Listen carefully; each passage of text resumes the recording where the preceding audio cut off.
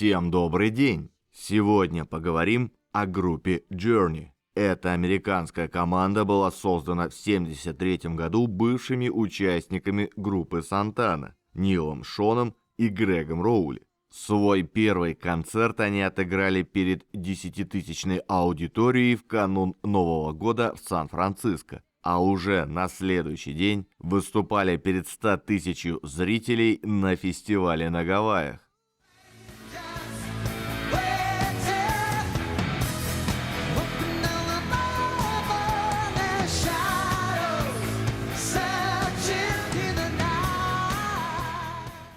Вообще поклонники Journey делятся на две основные категории. Есть те, кто считает, что лучше альбома до Стива Перри, и есть те, кто считает, что с его приходом слушать особо нечего. Итак, начнем сначала. Поначалу группа исполняла джаз-рок с обильными импровизационными соло. В феврале 1974 года в группу приходит барабанщик Эйнсли Данбар, и в апреле 1975 выходит первый альбом. Довольно интересная работа, но не затягивает. Маловато мелодии, больше звучания, грохота, мастерства.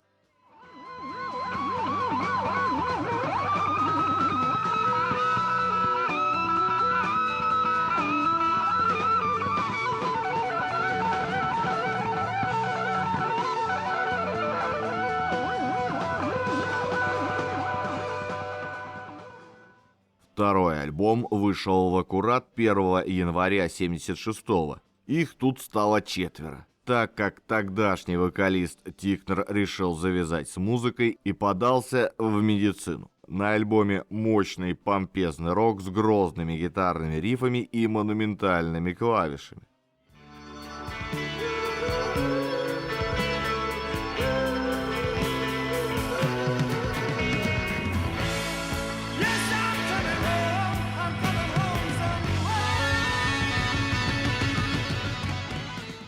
Третий альбом, наверное, самый крутой и виртуозный по исполнению и разнообразный по материалу. Начинается с потрясающей баллады. И здесь в основном медленные и среднетемповые мелодичные вещи. От альбома к альбому качество музыки заметно росло. Росла и популярность коллектива, но совсем не такими темпами, как им хотелось бы. Первый альбом стал 138-м в Биллборде, второй 100-м, а третий 85-м. Прогресс есть, но не того уровня. Заметных продаж не было ни у одного. Народ не слишком тянулся к такой музыке.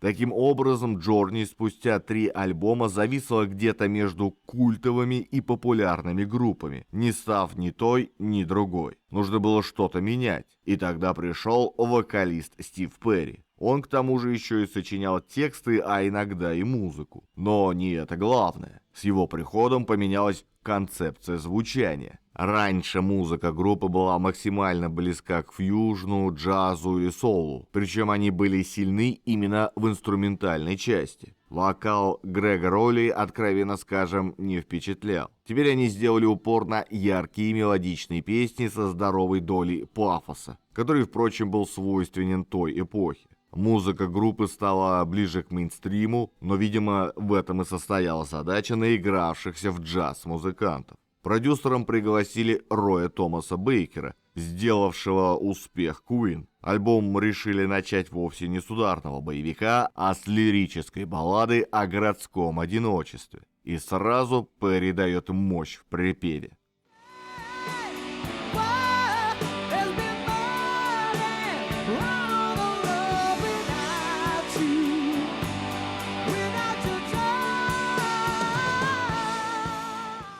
Интересно, что ни одна песня альбома так и не стала хитом. Самый большой успех — 57-е место в чарте. Но зато слушатели восприняли работу коллектива именно как единый альбом. Он поднялся на 21 место, а поклонники раскупили 3 миллиона пластинок. Барабанщик Данбар, однако, остался недоволен новым стилем группы и ушел в Джефферсон Старшип, а его сменил Стив Смит. Кстати, когда-то я полагал, что самой родственной колеоптерологам рок-группой являются знаменитые Битлз, хотя бы просто в силу своего названия. Однако наши герои тоже весьма причастны к жукам. Дело в том, что символ этой группы– скоробей, и на обложках большинства ее альбомов изображен этот или похожий жук, обычно летящий с расправленными крыльями. Такой выбор символа группы, по-видимому, определялся тем, что скоробей для музыкантов символизировал духовное возрождение, преобразование и обновление, поскольку мотивы поднятых крыльев появились на обложках альбомов 1977 года, когда произошла смена творческого направления группы.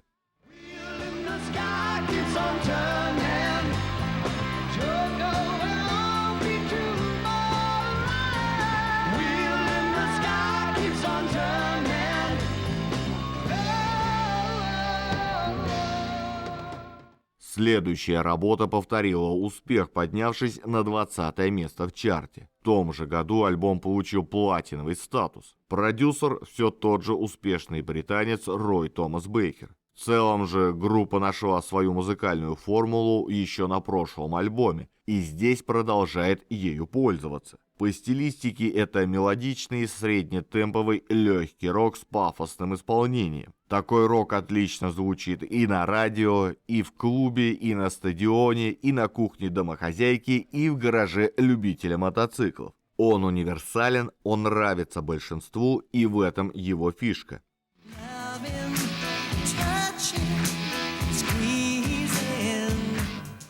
В новое десятилетие коллектив входит с альбомом, который достигает 8-й строчки в чартах. Альбом содержит одну из самых известных композиций группы. После выхода альбома уходит клавишник Роули, уставший от бесконечных туров. По его же рекомендации в группу берут Джонатана Кейна.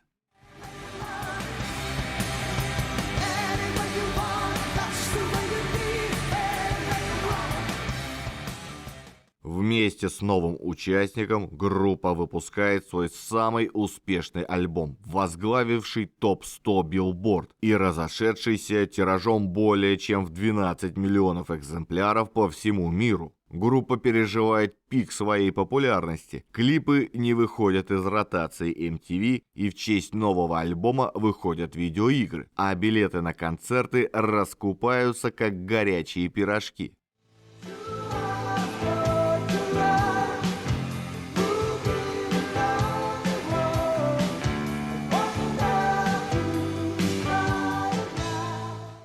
В 1983 году коллектив выпускает очередную хитовую пластинку, ставшую первой и единственной, которая пробилась в британский топ-10.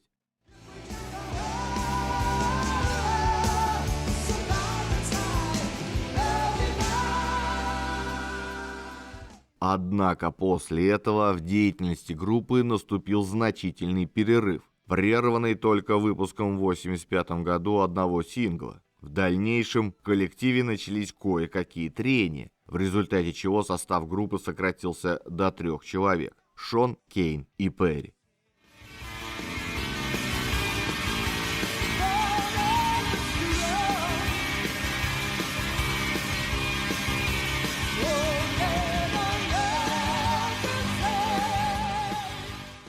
При участии сессионных музыкантов, басиста Рэнди Джексона и барабанщиков Боба Глауба, Майка Берда и Ларри Лондина был записан альбом, достигший 4-й позиции в штатовских хит-парадах. Хоть диск и стал мультиплатиновым, критики воздержались от восторженных отзывов. После этого музыканты вновь решили взять паузу в творчестве, которое растянулось на долгие 10 лет.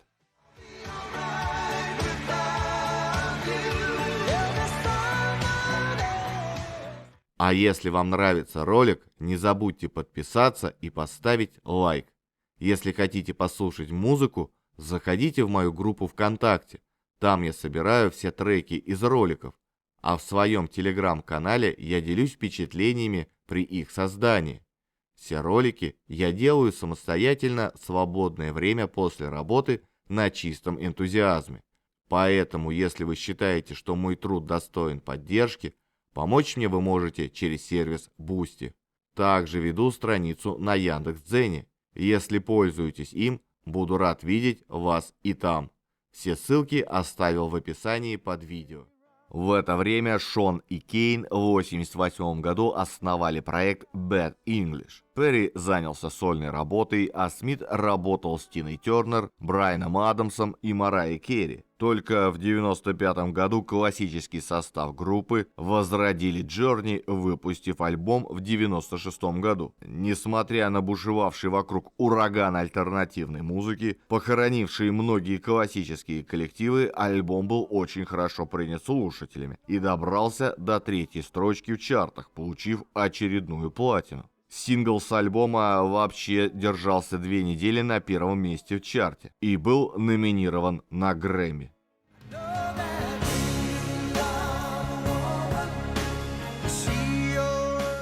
Но, несмотря на успех, в группе снова начались разногласия, и ее покинул Стив Перри. А за ним ушел и Стив Смит, оправдав свой уход фразой, что без Перри нет Journey. И если Смиту легко нашли замену в качестве Дина Костранова, то Стив Оджери, взятый в качестве нового фронтмена, не смог в полной мере заменить Перри. Следующие 2 альбома получились неудачными в коммерческом плане и провалились.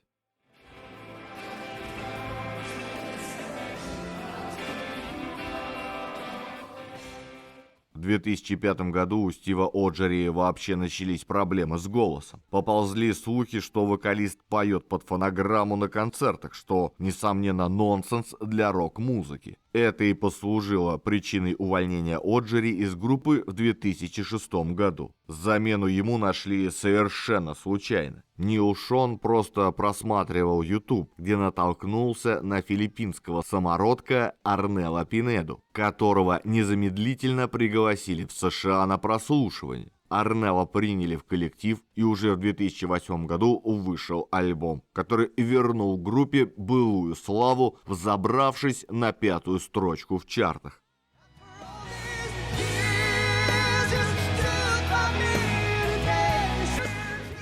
В 2011-м выходит альбом, который получился не таким удачным, как его предшественник. В июне 15-го барабанщик группы Дин Костранова был арестован за нападение на женщину, после чего сразу был снят с предстоящих выступлений группы и временно заменен. Позже к Костранова было предъявлено обвинение в совершении уголовного преступления в связи с изнасилованиями, нападениями, сексуальными надругательствами и незаконным использованием опасного оружия. Музыкант пошел на сделку со следствием и признал вину, в результате чего был приговорен к 4 годам условно и досрочному освобождению, а также к принудительному посещению курсов по вопросам бытового насилия. На его место в группу вернулся Стив Смит. Таким образом, Journey возвратились к своему золотому составу, за исключением Перри.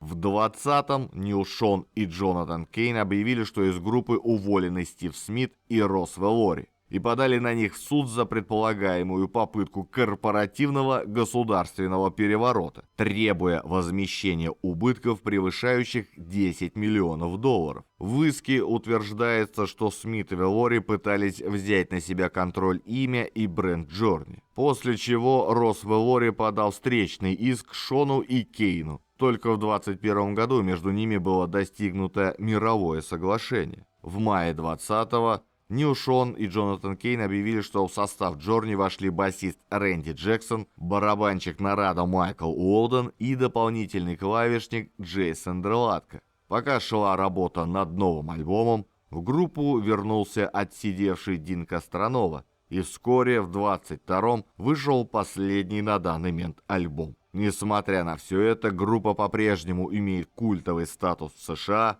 а их песни давно стали достоянием массовой культуры и до сих пор звучат в кино, сериалах и на спортивных мероприятиях.